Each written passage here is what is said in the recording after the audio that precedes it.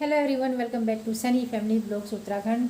और बताइए आप सब कैसे हैं। आई होप कि आप सब अच्छे ही होंगे, मेरी तरह बीमार नहीं होंगे। तो आपको पता ही है कि कई दिन से ब्लॉग नहीं आ रहे हैं, स्थिति ज़्यादा क्रिटिकल हो गई थी। और अभी आज थोड़ा सा फुर्सत में हूँ, वीडियो शूट कर रही हूँ। कल क्या होगा बता नहीं सकती, मेरे साथ यही होता है। आज शाम तक सिचुएशन बदल जाए ये भी नहीं पता, या 2 घंटे में बदल जाए ये भी नहीं पता। बीमारी कुछ इस तरह की चिपटी हुई है कि वो इसी तरह की है कि अभी एकदम से ठीक हूँ और अभी एकदम से क्या हो जाएगा पता नहीं है। तो जी कुछ कह नहीं सकते। बहुत सर्चिंग मार ली उस बीमारी पे भी, और बहुत डॉक्टरों से बात भी कर ली और कई डॉक्टरों से मिल भी ली। और लास्ट में कुछ हाथ पल्ले लगा नहीं, कुछ समझ में आ नहीं रहा कि करें क्या। खैर कोई बात नहीं, ये तो जीवन का हिस्सा है, कभी सुख है कभी दुख है। तो मैं इसे ये समझ के इसे इग्नोर नहीं कर सकती कि ये मेरी ज़िंदगी में क्यों आया।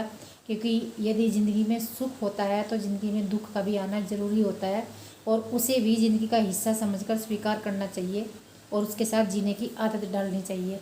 और मैं कभी भी, जैसे कि मैं किसी भी कष्ट से गुजर रही हूँ, मैं कभी भी ये नहीं सोचती कि भगवान मुझे ही क्यों दिया ये कष्ट। मैं सबसे पहले वो सोचती हूँ कि जिनको मुझसे भी ज़्यादा मिला हुआ है वो कैसे जी रहे होंगे, वो कैसे रहते होंगे। जैसे कि मेरे पिताजी मेरे सामने हैं, 2 महीने हो गए लगभग इन्हें मेरे साथ ही हैं ये। तो वो मेरे से भी ज़्यादा कष्ट में है। जब मैं अपना कष्ट देखती हूँ तो फिर मैं उन्हें देखती हूँ कि ये कैसे जी रहे हैं।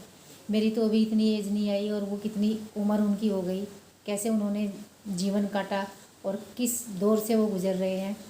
तो ये होता है। और बहुत लोग हैं ऐसे जो इर्द गिर्द आस पास हैं जिनके जीवन में बहुत कष्ट हैं, उनको भी मैं सोच लेती हूँ और सोच के फिर दुखी होती हूँ बहुत ज़्यादा, अपने लिए भी और उनके लिए भी। ऐसा मेरा मन है, क्या करूँ, ऐसा ही है बस। तो आज कई दिन बाद मैंने कैमरा उठाया है, मन हुआ है उठाने का।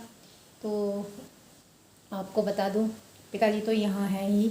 और पिताजी एक चीज़ कह रहे थे कि मैं तो ये सोच के हैरान हूँ कि सुबह सुबह सब यहाँ से निकल लेते हैं और पूरा घर सुनसान रह जाता है। और मेरी हालत देख रहे वो, मेरी हालत देख देख के परेशान है बहुत ज़्यादा कि तू इतनी बुरी हालत में रहती है, अकेली रहती है शाम तक। ये पड़े हुए हैं पिताजी, ये लेटे हुए हैं।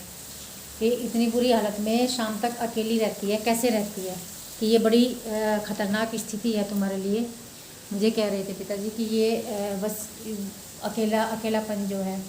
तो मैं हमेशा कहती हूँ, मैंने कहा मुझे अकेलापन जो यहाँ घर में, ये जो मुझे कम से कम 8 से 10 घंटे का अकेलापन मुझे सहना पड़ता है, ये मेरे लिए मतलब मेरी बीमारी तो है ही, उस बीमारी में ये बढ़ावा दे रहा, उसे और ज़्यादा बढ़ा रहा है।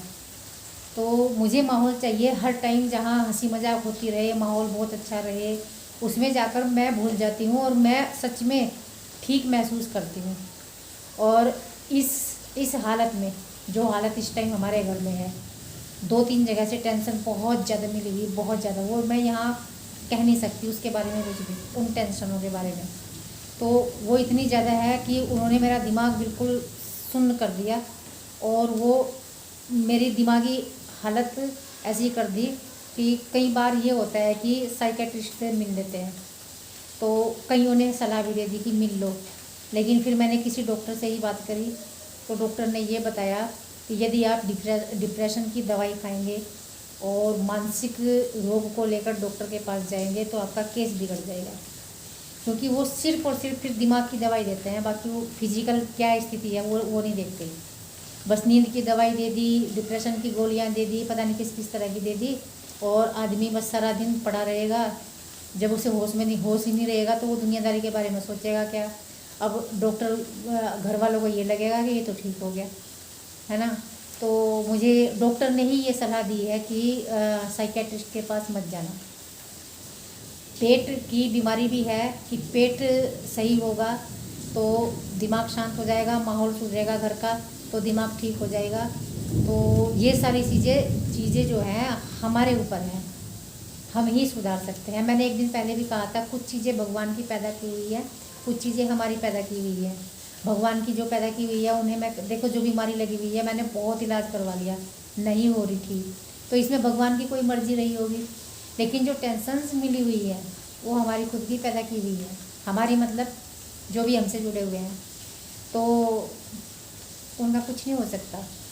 यदि वो सही नहीं हो सकती तो ये जो स्थिति है बिगड़ी हुई ये सही नहीं हो सकती। मैं वर्णन नहीं कर सकती मैं किस पोजीशन से गुजर रही हूँ।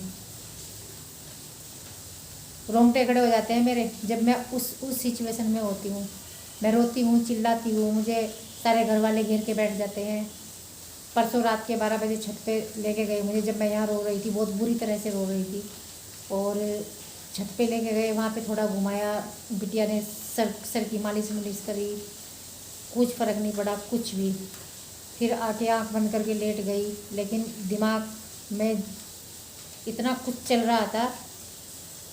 शारीरिक जो हालत है वो तो है ही, लेकिन दिमाग जब शांत नहीं होता उसमें ऐसा लगता है कि बहुत बुरा कुछ होने वाला है और ये दिमाग फट के बाहर आ जाएगा। तब स्थिति नाजुक हो जाती है, उसे ब्रेन स्ट्रोक भी हो सकता है, उसे कुछ भी हो सकता है। और हाइपरटेंशन बीमारी जो होती है वो हार्ट अटैक का सीधा सीधा कारण होती है। और मुझे यहाँ दर्द हो रहा है लगातार। मैं ये नहीं कहती कि उसी से है, ये गैस से भी हो सकता है, क्योंकि मेजर प्रॉब्लम मुझे गैस की है। और पेट की बहुत सारी बीमारी है, IBS एक बीमारी है, उसके सारे लक्षण हैं। अल्सर डॉक्टर ने बता दिया था। तो पेट से तो मैं बिल्कुल ही बेकार हूँ पेट से।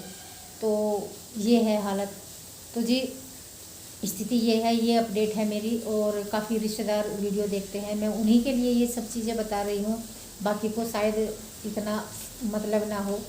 बाकी तो जो एक दो मेरे सब्सक्राइबर हैं, अच्छे हैं, चाहने वाले हैं, वो कमेंट भी करते हैं, तो उन्हें भी पता चल जाएगा।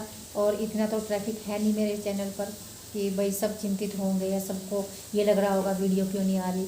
लेकिन फ़ोन आ जाते हैं मेरे रिश्तेदारों के और मेरे जान पहचान वालों के कि सुरेखा वीडियो क्यों नहीं आ रही।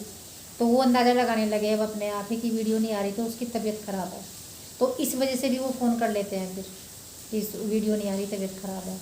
तो भाई मेरा तो वीडियो बनाने का मकसद अभी सिर्फ इतना ही रह गया है कि मैं अपनी अपडेट वहाँ तक पहुँचा दूँ जहाँ पहुँचनी चाहिए। और अभी समय बजा है 12:30 हुए हैं, खाना बनाऊंगी। कल संडे था और कल सारा परिवार यहीं था। कल ड्रिप लगी थी मुझे, परसों भी ड्रिप लगी थी। ये देखो अभी मैंने इस पे से उतार के रखी, इस पे टंगी हुई थी अभी मेरी बोतल ड्रिप वाली।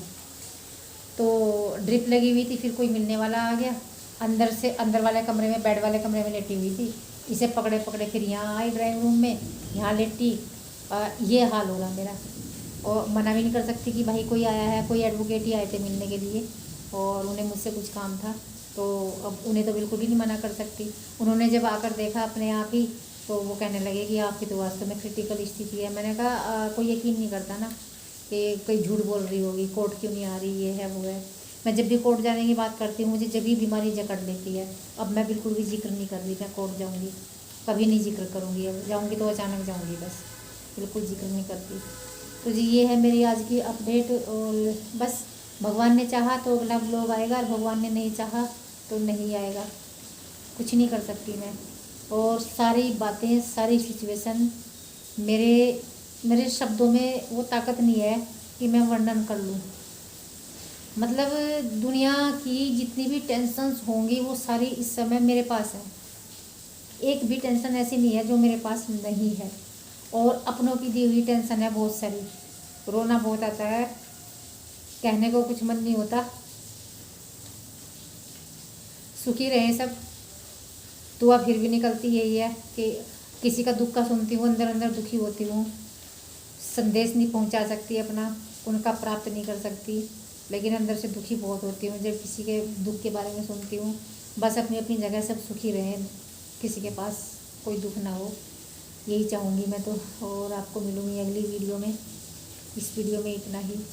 अपना प्यार, अपना आशीर्वाद दे देना, शायद मेरा भी कुछ भला हो जाए, दुनिया में आने का कोई मकसद पूरा हो जाए। नहीं तो मैं तो जैसी आई वैसी चली जाऊँगी दुनिया से।